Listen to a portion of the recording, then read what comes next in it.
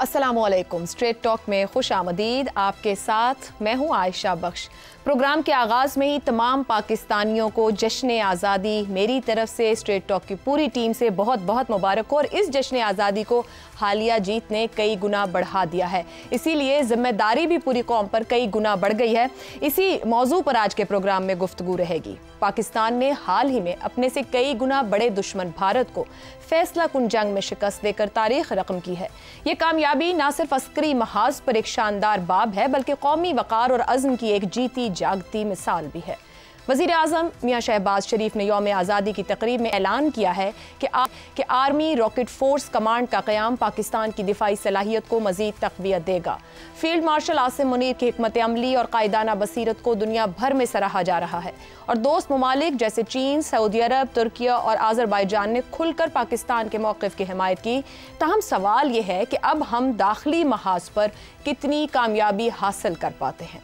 तारीख गवाह है कि जंग के बाद हकीकी चैलेंज महाज़े जंग से हटकर मईशत, सियासत और माशरती इस्तेहकाम में होता है।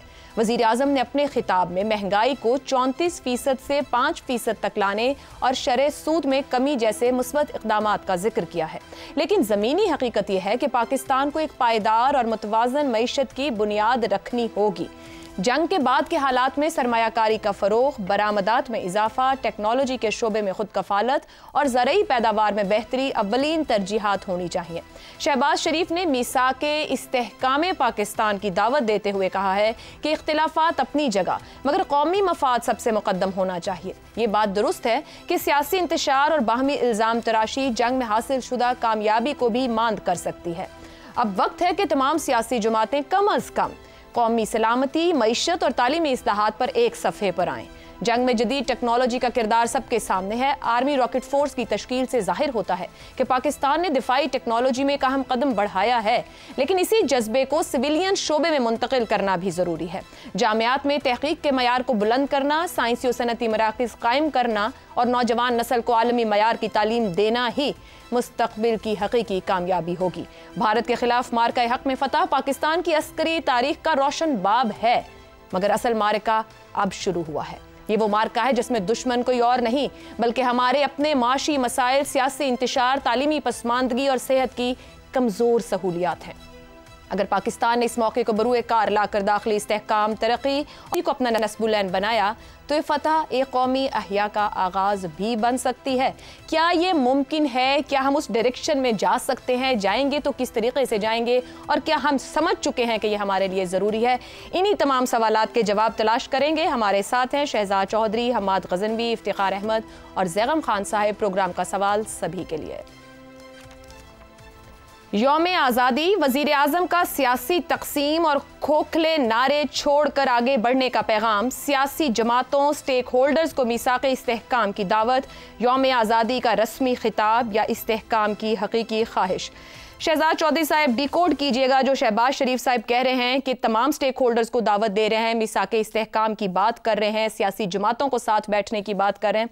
वही रस्मी रवायती सा खिताब है कि हम हर यौम आज़ादी सुनते हैं, या वाकई हमें जो जीत हासिल हुई, हमें यहाँ से आगे का सफ़र करना है और ये तय कर लिया गया है? आयशा, शायद आज के दिन की मुनासबत से मैं शायद इस खास सब्जेक्ट के अलावा जो कि आपने वज़ीर आज़म साहब का जिक्र किया, उसके अलावा शायद कुछ और बातें करूं, लेकिन आप खुद से ही उस मज़मून पर चली गई जिसकी इस वक्त अशद ज़रूरत महसूस की जा रही है। सोचने की बात है कि एक मुल्क जो 78 साल से कायम है, दुनिया का 8वां बड़ा मुल्क है रकबे के लिहाज से, 5वां बड़ा मुल्क है आबादी के लिहाज से, one of the 9 nuclear states of the world. ये कोई छोटी अचीवमेंट्स नहीं है। 78 साल से 5 जंगें भुगत चुका, अपना मुल्क 2 लख्त होते हुए देख चुका, ऐसे ऐसे धचके बर्दाश्त किए, जंगों के बाद भी कायम दायम है। अरब स्प्रिंग जैसा ही यलगार आई, पर उसके बाद एक यलगार जो कि हमारे मगरबी बॉर्डर्स पे आई, उसके बावजूद लोग शहादतें भी दे रहे हैं, लोग जंगें भी लड़ रहे हैं, लोगों को शुजाअत के अवार्ड्स भी दिए जा रहे हैं। दुनिया भी आपको मान रही है और दुनिया मान के आज आपका इमेज उस लेवल पे ले गई है। इसके बाद और फिर अवाम 38% की महंगाई भुगत चुके, एक जर्रा बराबर भी हल्की सी इरताब को आवाज नहीं आई। कौमें बदल जाया करती हैं, निज़ाम के निज़ाम उलट पुलट हो जाते हैं, عوام میں برداشت نہیں ہوتا، لوگوں میں برداشت نہیں ہوتی اتنی مشکلات کو جھیلنے کی، اور پھر بھی وہ مصمم ارادہ قائم رکھنے کی جو اس قوم کا اپنے طور پہ اس حیثیت میں 78 سال کے بعد قائم ہونا ہی نہ صرف ایک معجزہ ہے، بلکہ اس عوام اور اس تمام جو ہم لوگ جو ہیں بحیثیت قوم، میرے حال میں ہمارے لیے فخر کا باعث ہے، اتنی مشکلات کے باوجود۔ اور لوگوں نے تو 6 ماہ دیے تھے 78 سال گزر کے۔ بہرحال کمیاں کجیاں بھی ہماری ساتھ رہیں۔ کیا ہم اس سے بہت بہتر ہو سکتے تھے؟ بہت بہتر ہو سکتے تھے۔ اگر میں اپنا شہباز شریف صاحب کی بات کو دیکھوں تو شہباز شریف صاحب نے جو ذکر کیا، مجھے اس سے زیادہ ان سے یہ توقع کرنی ہے کہ وہ اب اس کے بارے میں کریں گے کیا۔ ان کی بات بالکل ٹھیک ہے، ایسا ہی ہونا چاہیے، کوئی آپس میں مل کے بات کر لیں کہ ہماری جو اس وقت جو شارٹ کمنگز ہیں جو سامنے نظر آتی ہیں، ذکر کیا آپ نے ان چیزوں کا بڑے واضح طور پر۔ میرے خیال میں استحکام بہت بڑی ہماری کمی اور کمزوری ہے۔ اس کے علاوہ 2 اور چیزیں ہیں جن کو کہ ہماری سیاسی لیڈرشپ کو، میں بحثیت مجموعی سیاسی لیڈرشپ کی بات کر رہا ہوں، صرف آج کی سیاسی لیڈرشپ کی بات نہیں کر رہا، ریسورسز کو بڑھانا اور جنریٹ کرنا اس قوم کے لوگوں کے لیے ان کا منصفانہ اور عاقلانہ استعمال۔ یعنی ہمارے ہاں جب بھی پیسہ آتا ہے، ہر دفعہ آتا ہے، کبھی چین دیتا ہے، کبھی IMF دیتا ہے، کبھی کوئی اور دیتا ہے، لیکن یہ پیسہ ضائع ہو جاتا ہے، فلٹر کر دیا جاتا ہے، اس کو عاقلانہ استعمال نہیں ہوتا، ہم اسے پروڈکشن اور نہیں بڑھاتے، ہم اپنے وسائل کو اور نہیں بڑھا پاتے۔ اس وجہ سے یہ قوم وہیں کھڑی ہے جہاں پر کہ یہ کھڑی ہے، اس کو بہت بہتر ہونا چاہیے تھا۔ دیکھیے یعنی بہت ساری چیزیں ایسی ہیں جو کہ ہم اپنے مقاصد کے لیے، کیا کہتے ہیں وہ کہ خود تو بدلتے نہیں، قرآن کو بدل دیتے ہیں۔ ہم قرآن کو بدلنے والے بدقسمتی سے وہ لوگ بن چکے ہیں جو کہ اپنے مفاد کی خاطر قرآن کو بدلتے ہیں، اپنی سوچ کو حاوی کرنے کے لیے قرآن کو بدلتے ہیں۔ ایسا نہیں کرنا چاہیے۔ قرآن کیا ہے؟ قوموں کا قرآن کیا ہوتا ہے؟ آئین کو قرآن کہتے ہیں، قوموں کے آئین کو۔ بہرحال یہ وہ چیزیں ہیں جو کہ ہمارے سامنے ہیں، ہمیں ان چیزوں کو سارٹ آؤٹ کرنا چاہیے۔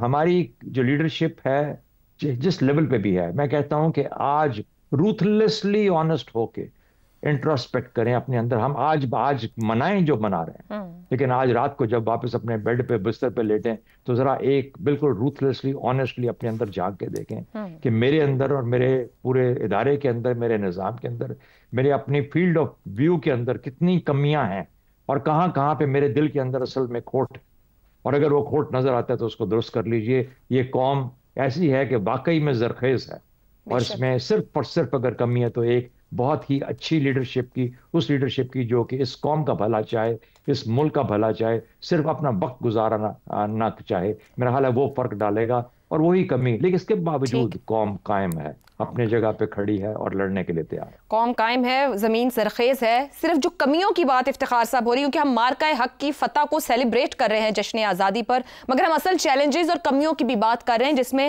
عدم استحکام ایک بڑا معاملہ بنا ہوا ہے۔ یہ میدان سیاست اور معیشت کے جو ہمارے مسائل ہیں، غریبی، بے روزگاری، جہالت، منافرت، کیسے شکست دی جا سکتی ہے؟ وزیر اعظم جو کہہ رہے ہیں واقعی اس طرف حکومت اور ریاست بڑھنے جا رہی ہے کیا؟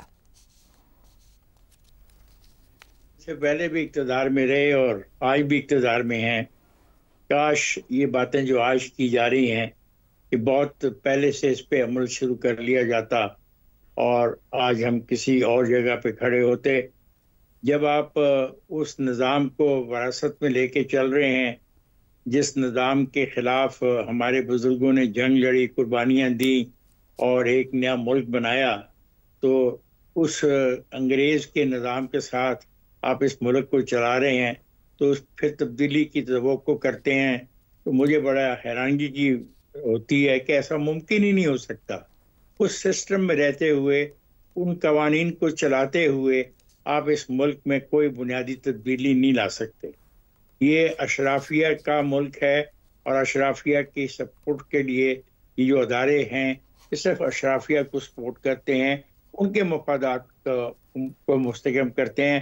یہاں پہ ذوالفقار علی بھٹو آئے، یہاں بے نظیر آئے، یہاں پہ نواز شریف آئے، یہاں شہباز شریف آئے، یا عمران خان آئے، یا کوئی بھی آئے، ایک حقیقت ہے، ایک خاص طبقہ ہمیشہ حکمرانی کرتا رہتا ہے، وہ 30-35 سال اپنے پورے کر کے جاتا ہے، اور اس 30-35 سال میں وہ اپنے مفادات کے علاوہ کسی اور چیز کو افتخار صاحب، تو آپ یہ کہہ رہے ہیں کہ وزیر اعظم شہباز شریف نے ایک رسمی روایتی خطاب کیا ہے، یہ استحکام کی خواہش بس خواہش تک ہی ہے، بڑھ نہیں پائیں گے اس طرف، رکاوٹیں بہت ہیں۔ میں نے کوئی لفظ استعمال نہیں کیا بھی ایسا جو میں نے کر دیا سر، آپ کی گفتگو یہ کہہ رہی ہے۔